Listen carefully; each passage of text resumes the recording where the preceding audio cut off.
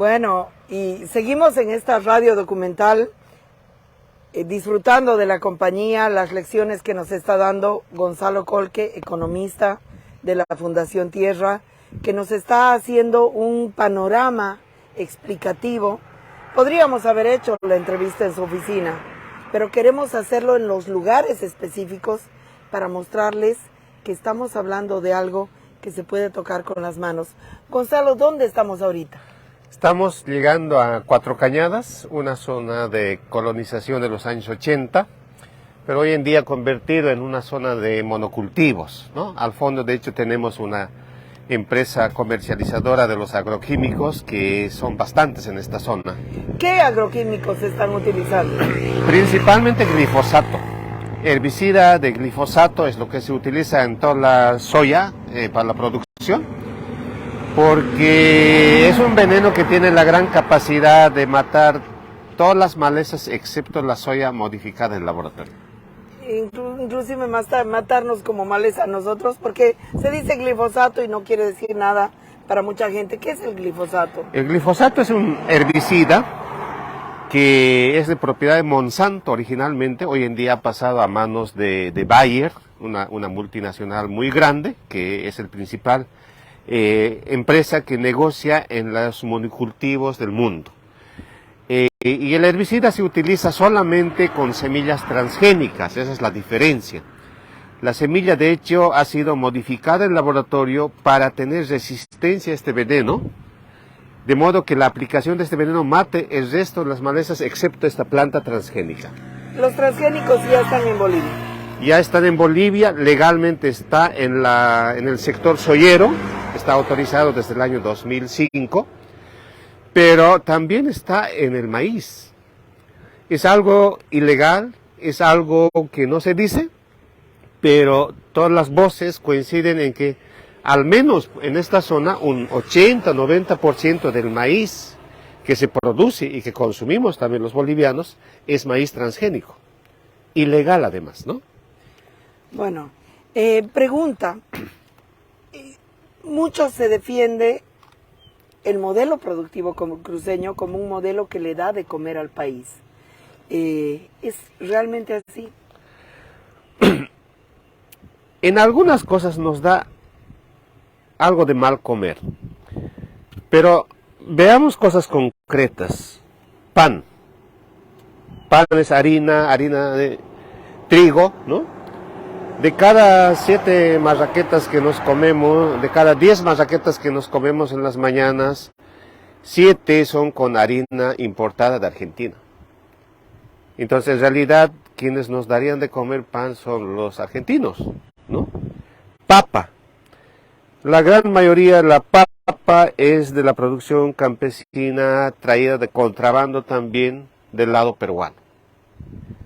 Esa es la realidad que tenemos. Santa Cruz, ¿cómo está distribuida la producción agraria en Santa Cruz? Santa Cruz produce, la mitad de las tierras están dedicadas a la soya, el 50%. Un 20%, probablemente ahora ya es un 25% de la tierra está dedicada al sorgo. Después viene maíz, después viene un poco de arroz, después viene un poco de caña de azúcar. Entonces realmente un 80% está dedicado al agronegocio, que es para la exportación y no para la seguridad alimentaria de los bolivianos, ¿no? A ver, no sé cómo ya más podemos decirlo. El modelo productivo de agronegocio cruceño no es un modelo de seguridad alimentaria para el país. Exactamente, esa Así, es la palabra. No sé, ya es que hay que decirlo. Sí. Y además basado en datos. Sí, absolutamente, porque podemos verificar esos datos de cuántas tierras cultivadas hay, a qué se destina en cada lugar, ¿no es cierto? Y el hecho, además, de que ahora está creciendo como cultivo de rotación el sorgo. El sorgo no tenía la presencia que tiene hoy en día en Santa Cruz. ¿Para qué se usa el sorgo? ¿Qué es el sorgo? Primero sirve como cultivo de rotación para fertilizar la tierra, para volver a meter la soya, ¿no? Y segundo, el sorgo ha crecido porque hay promesas de parte del gobierno de convertir en etanol, ¿no? Para mejorar nuestra oferta o nuestro consumo nacional de gasolina en este caso. Y también hay mucha tendencia de querer producir biodiesel en el país. Bueno, que sería necrodiesel, porque de biodiesel no tiene nada. Absolutamente. Porque implica, digamos, tala de bosque. Entonces, ese tipo de proyectos, políticas, financiamientos y promesas también afectan al sector agropecuario y hacen decidir por dónde conviene económicamente. El cómo se produce y qué se produce, siempre se toma estas decisiones en función a dónde rinde más, dónde hay más ganancia.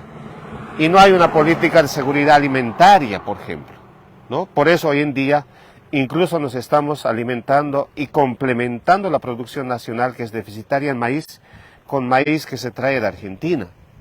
El propio gobierno trae maíz mediante EMAPA. El año pasado ha traído varios camiones de maíz, todos transgénicos. Y el maíz es para alimentar al pollo. El maíz es para pollo, básicamente, para cerdos y algo para lechería también.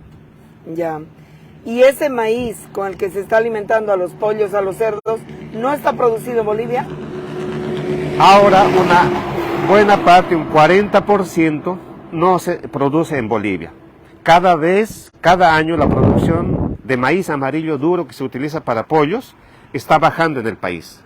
En su lugar está entrando sorgo, en su lugar está entrando más soya, ¿no? En su lugar está entrando lo que se exporta. Entonces el maíz, ¿cómo está compensando el gobierno con EMAPA? Primero, genera precios por encima del mercado para pequeños productores, pero ni aún así llegan a producir lo que se necesita. Ahora, ¿por qué, si el modelo productivo del agronegocio cruceño no es un modelo de soberanía alimentaria, por qué tiene la capacidad de chantajear a los gobiernos? Porque, digamos, si Evo Morales llegó a hacer, digamos, a doblarle el brazo, digamos, la oligarquía terrateniente, o como le llamamos, ¿cómo le llamarías tú a la clase dominante cruceña? Yo le llamaría los agrosaurios. Los agrosaurios. Que no son a ver, empresarios. ¿nos explicas? Sí, empresarios que hacen negocios y ganan limpiamente, ¿no? En el mercado, compitiendo con precios, con calidad, etcétera. El agrosaurio es quien entra al mercado, pero utiliza favoritismo, subvenciones, privilegios para obtener el lucro y la ganancia, ¿no? Un agrosaurio es, por ejemplo, quien firma un contrato con precios, con sobreprecios con el gobierno. Puede ser una empresa constructora, pero si sus ganancias provienen de este favoritismo político, no es empresario, ese es un agrosaurio. Bueno, entonces estos agrosaurios, ¿por qué tienen la capacidad de chantajear a un gobierno, de doblarle el brazo, de imponer sus reglas del juego? Porque en muchos productos de consumo masivo tienen control del mercado nacional. El pollo. El pollo, el azúcar y en parte, digamos, el arroz, ¿no? Y la carne. Hay pues una psicosis también en la gente cuando se dice que van a subir los precios o no va a ir, por ejemplo, azúcar de Santa Cruz a Oruro, a La Paz, a Potosí. La gente empieza a especular, a comprar, ¿no? A ocultar, y eso empeora el escenario. Entonces, ¿tienen control sobre el precio del pollo, del azúcar, del arroz y de la harina o no? Parte, porque la harina mayormente importamos también a precios subvencionados en el país. Y del aceite, pero sí. Y de los insumos, el alimento balanceado, por ejemplo, el maíz que se utiliza para eso, y parte de la soya también que se utiliza para eso. También estaría ahí el aceite de cocina, ¿no? El aceite de cocina mayormente, casi en su totalidad, se produce en Santa Cruz. A ver, pero me dejas un poco así, ¿no? O sea, porque por un lado tienen capacidad de controlar el precio sobre productos básicos de la canasta familiar, pero no son un modelo de soberanía alimentaria. ¿Me lo puedes explicar esa contradicción? Sí, absolutamente. El que comemos los bolivianos se ha simplificado, se ha estandarizado y se ha reducido a 3, 4 cosas: azúcar, pollo, grasas, ¿no? Y las verduras, las papas, la producción diversificada queda un poco a un lado. Y en este tipo de productos, con este mercado, con este hábito alimentario que ha cambiado en los bolivianos, es donde tiene control. Entonces creo que también nosotros, como ciudadanos, hacemos mal cuando tenemos esta altísima dependencia de unos 2, 3 productos que vienen de la agroindustria. Y que no son saludables, porque el arroz blanco no lo es, el azúcar blanca no la es, el pollo tampoco es lo más saludable, el pollo frito en aceite no es lo más saludable, pero dependemos, o sea, si comemos eso estamos felices. Creo que en el país tenemos un problema que está creciendo de malnutrición, especialmente en Santa Cruz, ¿no? Justamente por esta estandarización y reducción de la variedad de las cosas que deberíamos comer. Y ese es parte del problema también cruceño y de seguridad alimentaria. Al respecto no se dice nada, ¿no? Y sin ir lejos diríamos, ¿qué pasa? Ese no es mi tema, pero las preguntas surgen de ¿qué pasa si tenemos tanta dependencia de alimentos de origen transgénico que aunque son ilegales en el país, es abundante? No, ayer nosotras hemos ofrecido una picadita camba en el estreno de la película. Había masaco, había charque, había, por supuesto, empanaditas. Es decir, había todavía esa cocina camba tradicional antigua. Usa mucho el plátano, Sí. usa mucho el charque, que es un menor, o sea, es menos intensivo el consumo de carne, porque es carne, digamos, que has deshidratado, en fin. Como que había muchas salsas, el cuñapé, la yuca, el queso, es decir, la comida camba antigua es también muy sabrosa, muy interesante y más diversa. Y hay que cuidarla. Fíjate, María, que tú mencionabas cuñapé, se hace con harina de yuca, ¿no? Con mandioca.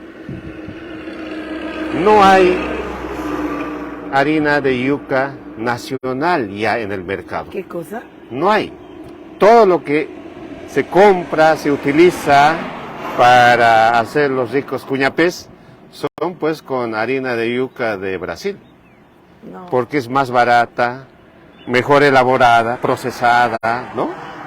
Entonces, yo me tomé la molestia en el mercado mutualista de ir puesto por puesto y preguntar si tenían este insumo básico nacional. Eso ha muerto, existía. Entonces también estamos llegando a ese grado de dependencia en este tipo de elementos. Por ejemplo, Santa Cruz perfectamente podría abastecerse con yuca nacional, ¿no es cierto? Entonces ahí hay problemas de competitividad también. Y además de procesar y tener harina de yuca. Sí, absolutamente. Bueno, ¿estarán en peligro los cuñapés? Los cuñapés todavía hay y mientras no esté en peligro traer harina de yuca de Brasil, creo que vamos a tener cuñapés, pero no totalmente cambas, ¿no es cierto? Bueno, entonces hay muchos mitos alrededor del agronegocio, del modelo alimentario, de lo que llevamos a nuestra mesa. ¿Y por qué serán agropartners? ¿Es una transnacional o es el gustito por usar los anglosajonismos? Hablar en inglés nos hace más cool, nos hace más importantes. ¿Qué tipo de negocio es este? Ese es lo segundo que tú dices. Esta es una empresa importadora de insumos agrícolas nacional, pero a su vez es representante de las grandes marcas que hacen negocio en Bolivia con los herbicidas, con los plaguicidas, con los fertilizantes y las semillas, ¿no?, que se utilizan en los monocultivos. Entonces estas empresas son parte, digamos, de una cadena. De hecho pertenecen a una asociación que se llama APIA, ¿no?, Asociación de Importadores de Productos Agropecuarios. El campesino, la campesina tenía el gran saber de producir su semilla. El agronegocio elimina el conocimiento de la semilla, la producción de semilla, y tienes que comprar semilla y eres dependiente eterno de la gran transnacional de producción de semillas a través del transgénico.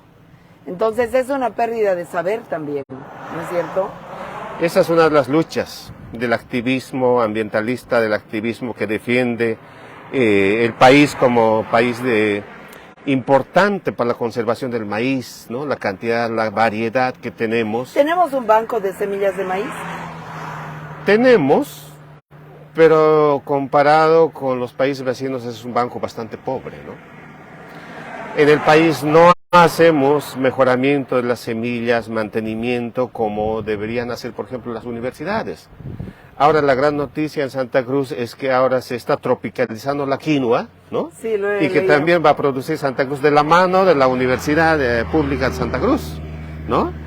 Y este tema no ha sido coordinado, no ha sido trabajado junto con ANAPQUI, por ejemplo, con la Asociación de Quinueros del Altiplano, ¿no es cierto? Y es un modelo también comercial. Si la idea es competir en el mercado internacional, también para la exportación, con la quinoa que se produce mayormente y se exporta mayormente desde Perú en estos últimos años. Lo dejaremos aquí y vamos a nuestra siguiente ruta.